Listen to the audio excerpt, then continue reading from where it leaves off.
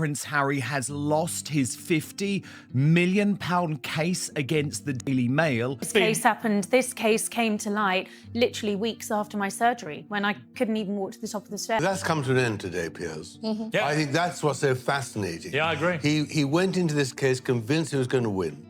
He believed it until the end. Prince Harry just lost a $67 million court battle, and Piers Morgan and Tom Bower finally said what they'd been holding back for years. What they said on live television wasn't polite, and it definitely wasn't cautious. It sounded like two men who had been waiting for this exact moment to finally arrive, because this is no longer just a story about a lawsuit that didn't go his way. It's the story of a prince who returned to Britain expecting a victory, only to leave with his own past words being used against him in court.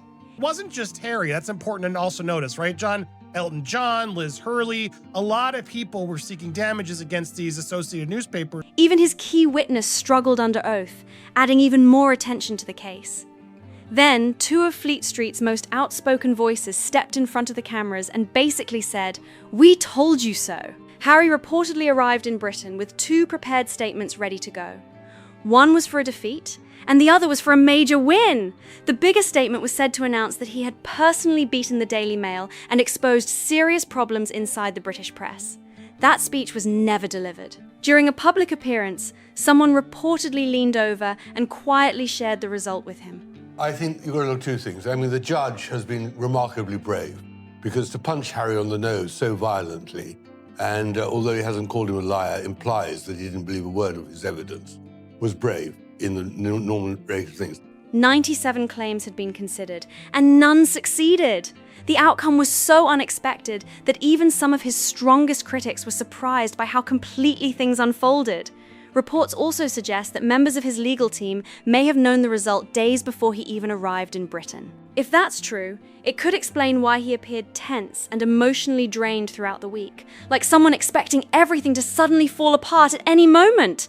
That was the exact moment Piers Morgan decided to kick off his show. Before Prince Harry had even fully reacted to the court's decision, Morgan was already calling it a good day for journalism and a good day for press freedom. Harry's officially back in the UK for a much vaunted visit, which has now inevitably become another soap opera. And as it happens, he couldn't have timed it better if he was acting out a script written by his worst enemies. Then he aimed a sharp comment straight at Harry that was impossible to ignore.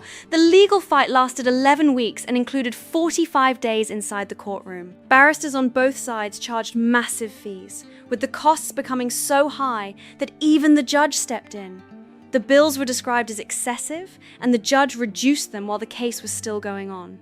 When the final judgment was released, it ran for more than 400 pages. In this written verdict delivered from the High Court, Justice Nicklin said Associated called journalist witnesses who gave lawful explanations for the sourcing of the disputed articles and incidents. After all that time, all those hearings, and all that money, the spotlight suddenly shifted. Instead of the newspaper being under pressure, Harry's own side faced tough questions. His key witness, a private investigator whose evidence was supposed to support the case, struggled during cross-examination, putting major parts of the argument under intense scrutiny. The Daily Mail's legal team didn't just defend their position either. They pushed back hard, accusing Harry's side of being dishonest and even raising questions about payments connected to testimony. Those claims became one of the biggest talking points as the trial unfolded. It was a huge contrast to Harry's earlier legal victory against the Mirror, where he was awarded about $188,000 in damages. This case was worth hundreds of times more, and was widely seen as the one that mattered most to him because of its reported personal connection to his mother's experience with the press. The Daily Mail could have chosen to settle quietly, just as other publishers had done before. Instead, they fought the case all the way through. According to reports from people familiar with the proceedings, they had been preparing for this legal battle for years. Then came the moment that changed everything. Under oath, Harry said his inner circle was extremely tight, with no close friendships with journalists and no one who could have leaked private information. The verdict came down a little after 2 today. It didn't come out right on time. There was a little bit of a delay, and Prince Harry had actually just arrived at Chatham House to speak with veterans, do an event for Invictus, and he walked in right before the verdict was announced and was told in there somewhere that, guess what? You lost it all, Harry. You lost it all. You did not win on a single count. That statement became one of the central foundations of his entire argument. If nothing had ever leaked, then Harry's argument pointed to only one possible explanation, that the information must have been gathered through illegal snooping. But then the Mail's legal team introduced something unexpected. They presented years of friendly Facebook messages between Harry and Mail on Sunday Royal writer Charlotte Griffiths. The exchanges included casual nicknames, warm sign-offs, and even a comment about missing their movie snuggles. That single line quickly became one of the most talked about moments of the entire trial. Griffiths said she had kept those messages private for more than a decade. According to reports, she only revealed them after Harry challenged her credibility in court. Once those messages became part of the proceedings, they drew significant attention. A lot of people were seeking damages against these Associated Newspapers Limited to sort of win this big case. And I remember the judge warning all of them, saying, if any of you lose, you all lose, was sort of something that had been said pretty early on, and also warning this could be very costly if you lose because you got to pay everybody's lawyers, et cetera, et cetera. Questions followed, and other parts of Harry's testimony also received closer examination. During the hearings, the judge reportedly reminded Harry more than once to answer the questions directly instead of arguing with counsel, adding even more tension inside the courtroom. Then the focus shifted to journalist Katie Nicholl, and that's when Piers Morgan's panel became noticeably more emotional on air. Nicholl told Morgan that 17 of her articles had been pulled into the case, with both her reporting and her professional integrity closely examined in open court. She also said this happened while she was recovering from cancer surgery and struggling with everyday activities, making the experience even more difficult. In the written judgment, the judge described Nicholl as a credible and impressive witness and accepted her evidence as honest. I had no idea she was a journalist. I never used the name Mr. Mischief. Did you meet her in Ibiza? I don't think that can be right. I don't believe I have ever been to Ibiza other than with my now wife. My social circles were not leaky. I want to make that absolutely clear. I would have to cut contact with this person. That finding became one of the strongest endorsements of her testimony in the case and was widely viewed as a major moment in the overall ruling. Speaking on air and clearly emotional, Katie Nicholl said she finally felt vindicated after more than 20 years on Fleet Street. She explained that she'd built her career the traditional way, knocking on doors, earning people's trust, making contacts, and attending events. She even reminded viewers that some of those gatherings included parties with Harry himself. To be fair, not everything revealed during the trial favored one side. The court heard allegations that an investigator said to be working on behalf of the Mail obtained the airline seat number of Harry's former girlfriend, Chelsea Davy, and discussed placing someone next to her on an international flight. That allegation drew serious attention, and Harry's legal team argued it came very close to stalking. The court also heard from Elton John and his husband, David Furnish, who said they believed their newborn son's birth certificate and medical records had been accessed improperly. There was also evidence about Harry becoming the godfather of his former nanny's child. The messages were produced as evidence. And remember, Charlotte Griffith, all credit to her, because I know I've been quite tough on her about certain aspects of the Harry story, but she had never released these messages publicly. It was only once Harry took her to court that she went public with them. Now, he said to her in the messages, this was in December 2011, hi, it's H, in case you were confused by the name in the picture. So he said, it's H. She replied saying, hello, Mr. Mischief. So that was a name that she had given to him. But it was included in the messages and the back and forth exchange. Something Harry argued could only have become public through unlawful methods. But believing your privacy was violated is different from proving it in court. Throughout the case, the judge repeatedly required Harry's side to show that each specific piece of information could only have been obtained through illegal means. Again and again, witnesses for the Mail offered alternative legal explanations, and the judge found those explanations more convincing in several key parts of the case. Harry's overall argument depended on one central idea. He said that only a very small group of people knew certain private details, meaning there was no realistic way for that information to leak naturally. From that point of view, unlawful information gathering was presented as the only remaining explanation. The judge ultimately reached a different conclusion. In simple terms, the ruling suggested that private information can spread through ordinary conversations.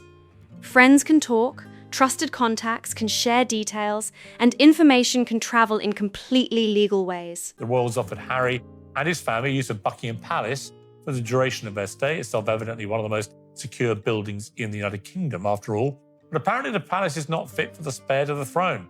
Harry didn't respond to the offer. Instead, he leaked a self-funded report about the colossal terror threat he faces to ITV News and told the rest of his family to stay away. That terror threat apparently only applied to London, and it was clear that if they were in Birmingham, for example, which is 2 hours' drive away, it wouldn't apply. According to the judgment, these were not mysterious strangers hiding in the shadows, but people already connected to those involved. According to the court's findings, many of the people who knew these private details were already part of Harry's own social circle.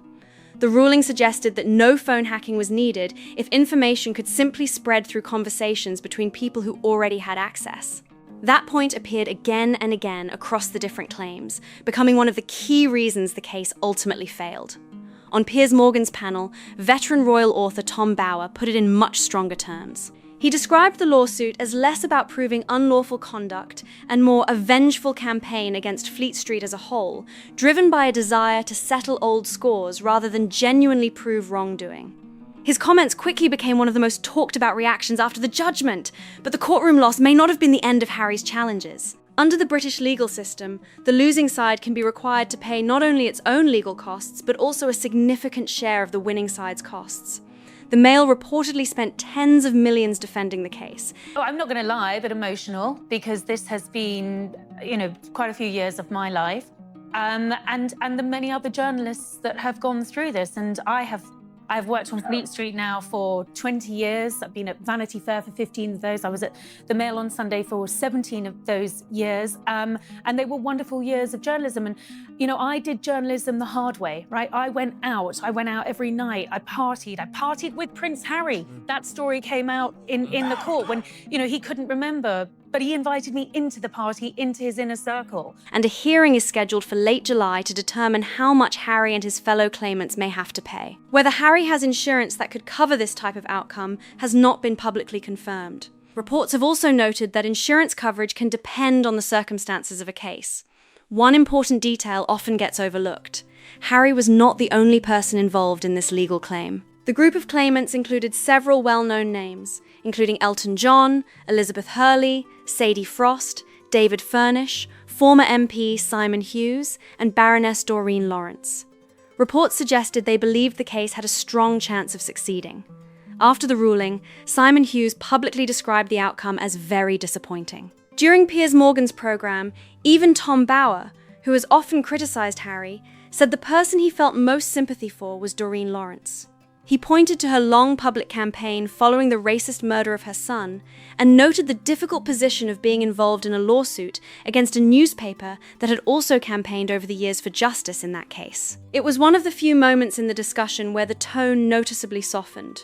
For Harry, the financial impact may be easier to manage than it would be for some others involved. King Charles couldn't put his hand in his pocket and say to his son, I've got you covered. I've got my beautiful grandchildren covered for whilst you're here. Kinsey? He does have some level of government protection when he's here. What he's pitching a fit about is he wants armed guards shadowing him every time he lands, all the time.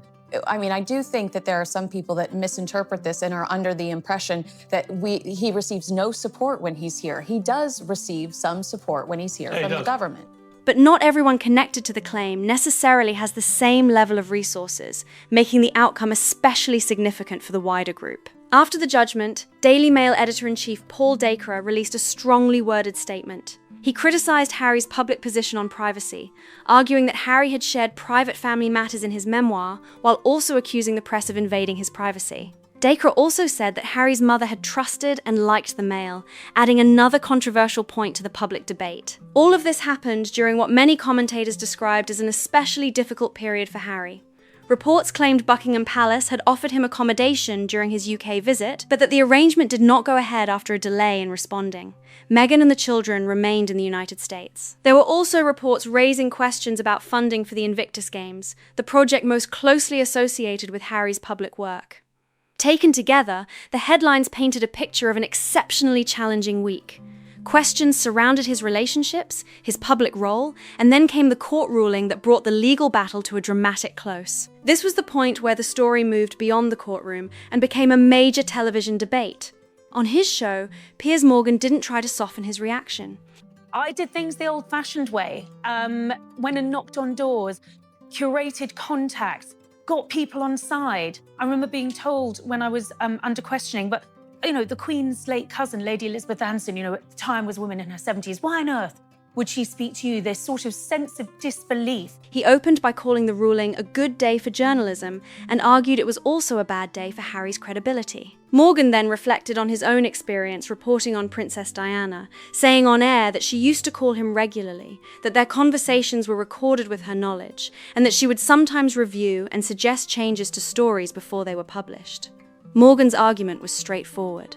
He said those experiences showed that not every royal story came from unlawful methods, and that many stories were shared through direct contact, trusted relationships, or authorized conversations.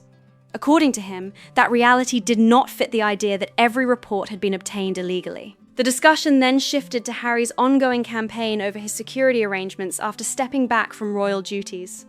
Morgan and commentator Kinsey Schofield argued that Harry wants state-level armed protection while no longer serving as a working royal. They suggested this would allow him to continue carrying out high-profile public visits with the level of security normally provided to senior members of the royal family.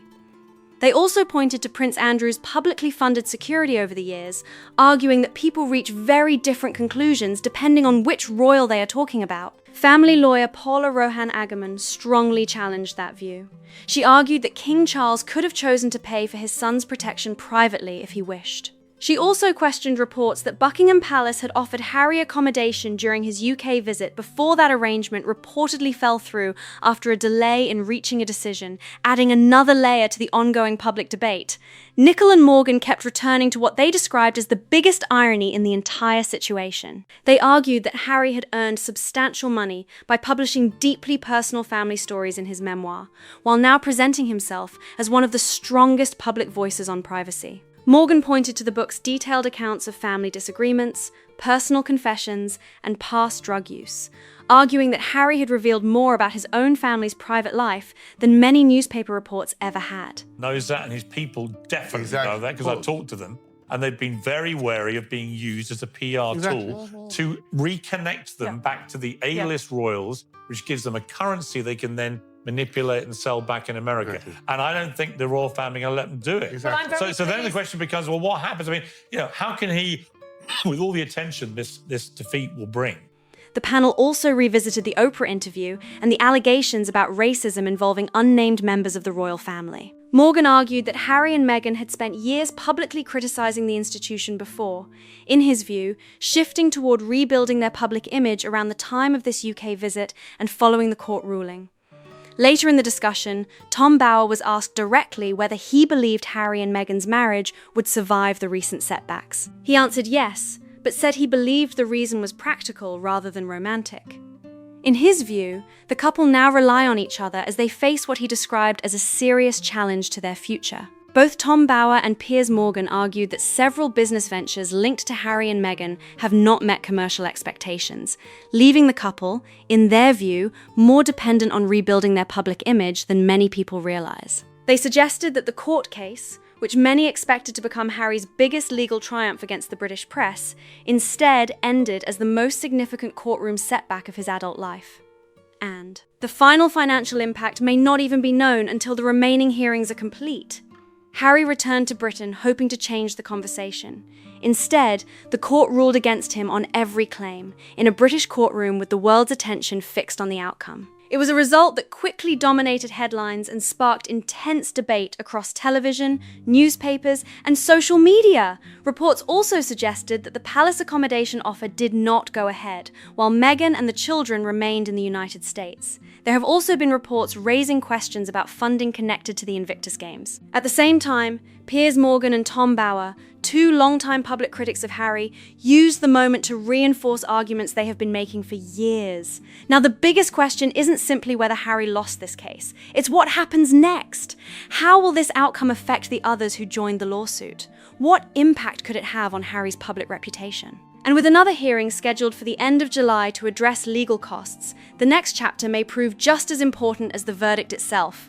If you enjoyed this breakdown, make sure to like the video, subscribe for more updates, and let us know your thoughts in the comments. Do you think this ruling changes the public conversation around Prince Harry? We'd love to hear your opinion.